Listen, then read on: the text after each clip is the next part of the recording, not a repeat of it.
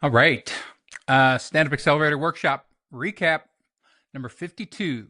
That means we're officially at a year of workshops.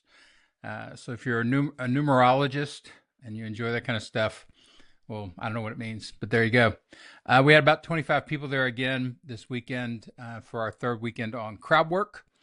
And I thought it was kind of funny. I record these on audio on Voice Memo app for the iPhone, and it thinks Crowdwork sounds like crab work. So it gave me a lot of notes about crab work and teaching crab work this weekend. So we launched in the housekeeping section, I talked about my idea for a new production company based on the Hollywood development system for stand-ups, which again is the idea that instead of just relying on yourself to try to piece together all the things that you need to become a successful headlining stand-up, you become performer and talent, and let me build a team for you inside the production company dedicated to you that handles the rest of your show and your career if it actually becomes a thing. It's based on how Hollywood builds a show and runs a show. So instead of one person trying to cover all these jobs, Hollywood starts by partitioning out all the jobs and the sections that need to be done, and then assigning new exact talent to each section. So everybody's skilled, trained, talented at very specific things, and they all work on the same project, but they're all coming at it from different locations. So that means you would have an executive producer running everything, a team of producers underneath that person, a head writer, a writing staff, a director, a career manager, a marketing team, which sounds crazy, but that's actually what you're doing, all of those things, when you're trying to be an entrepreneurial stand-up. So I don't know, maybe we can create a production company that can make sense of doing all that for you. And what I've offered is to do a 5-minute bit where I will basically be the skeleton crew for this for you. And anybody that comes to the workshop, I'll do that. I'll create a 5-minute bit where I script it, you learn it, I'll direct you, and then we'll see where it gets to. Will it become a real production company? I don't know. Will you jive with the process or balk under the restriction of your pure creativity? I don't know. Is this a more effective way to develop great stand-up or money-making stand-up? If we can actually get together, I bet it would be. But who knows? Maybe it's all flaming bullshit. There's only one way to find out, so we're going to check it out and keep pushing to try to put that together. I've got 14 people who want to try it, so I like writing, so I don't mind doing a 5-minute script for everybody, but it'll be a chunk of work. In Career Talk, we talked about Nick talked about doing a one-liner in Corden, Indiana, which is not far from Louisville, Kentucky, which is where I grew up and started doing stand-up. He drove there, which is 1,000 miles, just over 1,000 miles there and 1,000 miles back to do 20 minutes or 20 to 30 minutes of stand-up for $200. So it's a grind out there. Like there's always been a sort of C-level or lower level comedy industry of one-nighters where bookers or almost every small town, mid-sized town, and even fringes of cities will have one-night shows at bars or hotels or nightclubs, anything. And you can put a little circuit of those together and basically book people to go to drive to each new town every day and perform that night. If it's good, the towns are close together, they pay decently, it's not horrible gigs. If it's bad, it's one night and then you're 1,000 miles from home and you've lost money. So I don't know, it's one of those things that used to be a way for comics to make money somewhat consistently, especially headliners. But now they're not, I don't think they're even paying for hotels. They're definitely not paying travel. So it's kind of tough, but it's still there. So, it's one of those ways you can use to develop. Then we jump back into the meat of the session, which was back into crowd work for our third week. I talked about this week about how to dominate an audience. What that basically means is that you run the room. You set every rule, you set every vibe, you decide who gets to talk, who doesn't. You are in charge, and the audience needs to know that. And I explained you don't really do that by being dominant, by being pushy or louder or abrasive or abusive. You do that, first of all, by proving you're the most worthy person in the room to talk. If you're the funniest person in the room, then the audience has paid to come see you, and that's what they want to happen. So if you consistently prove already that you're funny and that you can be funny during crowd work, then people tend to defer to you because they want you to be in charge. So that's the easiest thing, or the strongest thing to start with, is that you show you're funny. Second, you can do this by exuding kind of a calm, I'm in charge here. Like it's just taken for granted presence, which means that you don't get upset when somebody heckles you. You don't get flustered. You can stay in the moment. You can stay calm. You can stay in control of everything. Doesn't matter what happens. It's one of the cool things about real road comic pro stand-ups. They are unflappable. They're invulnerable. Like anything that happens in that room, they are not going to be thrown off by it. They'll stay in their persona. They'll stay in the same emotion, and they'll either continue their show or deal with whatever happens. Then they'll go back to their show. I've seen crazy things happen in comedy clubs. I had a woman pass out once at Crackers in Indianapolis. 10 minutes into my set, she just passed out on the floor, gone, like completely out. And that kind of throws off the room. It took them about 20 minutes. 20 or 30 minutes. They had to get EMS there, and they had to take her out. So I've also seen mace go off during a show with Al Madrigal's show in Austin, Cap City. And it went off over in the far corner. It's a big room, it used to be. And it went up into the ventilation system. So then everybody started, what is this, a chemical attack?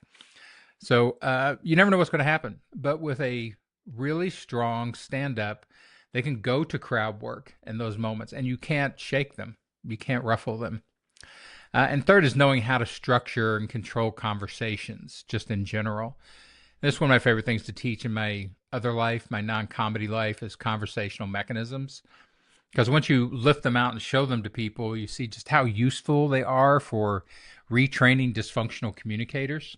So like things like deciding what topics are going to be talked about, what content is wanted and what depth of content, what turns. Like if the biggest dysfunction people usually point at in communication and conversational communication is people taking too many turns, or they're holding the turns too long. So monologuers. And I sort of taught people real quickly how to just, with the monologuer, if you think they're talking too much, just stop them. Like even with a hand gesture, go, hold on. You've been talking for 4 minutes or 10 minutes or whatever, so I get the next 10 minutes. Is that okay? And you do that with audience members. If they're too slow, you speed them up, you cut them off. If they don't want to participate, then you still try to encourage them. You don't take the turn away just because they don't want it. There are lots of things you can do once you learn how to run a conversation that apply very strongly to mastering crowd work. Then we went to performance. It's always kind of the more fun, unpredictable part of the workshop, where people get on stage and try these things. Everyone was supposed to have written exotic questions to bring with them, sort of give them a head start on doing crowd work. I'm not sure people are quite yet getting to the level of exotic. There are a lot of still broad questions that were fairly easy to get to. An exotic question is something that's so odd and so different, so unique, so surprising that as soon as you say it, people usually laugh, but it elevates the room. Everybody's like, what just happened? What's going to happen now? So exotic questions are really useful and powerful and to have sort of ready to go in crowd work. The closest somebody came to was Ray, which I thought was pretty good. She just got up and asked, who wants a blowjob? And everybody, immediately it rippled through the room, like what's happening? And then she followed it with a second question of who wants to give that blowjob? And so, yeah, she was off and running from there. And having a great, igniting question is super useful for crowd work.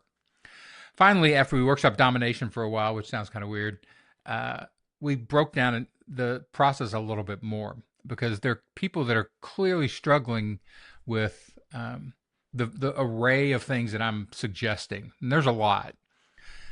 Tom Singer talked about this, where once he asks a question, his brain won't do anything else. Like it doesn't come up with comedy. It's like, well, let's slow it down and break it apart. So the reason why your brain freezes up is that you've overloaded your brain. You're trying to think about too much, too fast. And so breaking it down and slowing this into different parts of crowd work process so that you can do the ones that you already do well, you know those, and then you can slowly start to pick up the others is the way to actually learn this. It's a better pedagogy than trying to just speed through the whole process, the whole phenomenon all at once. So the first part of crowd work is really learning how to have in the moment an authentic and interesting conversation with somebody in the audience. And that starts with what interests you about this person when you look at them, or when you hear them, or when they say something. Follow your authentic interest. And it's very easy visually. Just look at something about them, their hairstyle, their mustache, the shirt they're wearing, and not insult it, but ask about it. Start a conversation. Why'd you wear that shirt tonight? Like, were there other shirts that you thought about wearing tonight that you rejected? Was this the clean one? Yada, yada, yada. So now you're doing crowd work, and it's easy because you've picked something up that you can follow a simple conversational line with. It's stimulating. So that's first. It's just, remember, it's just really, crowd work really is just an interesting conversation. Yes, when you get to more advanced ways of doing it, it needs speed, it needs joke density, all that kind of stuff.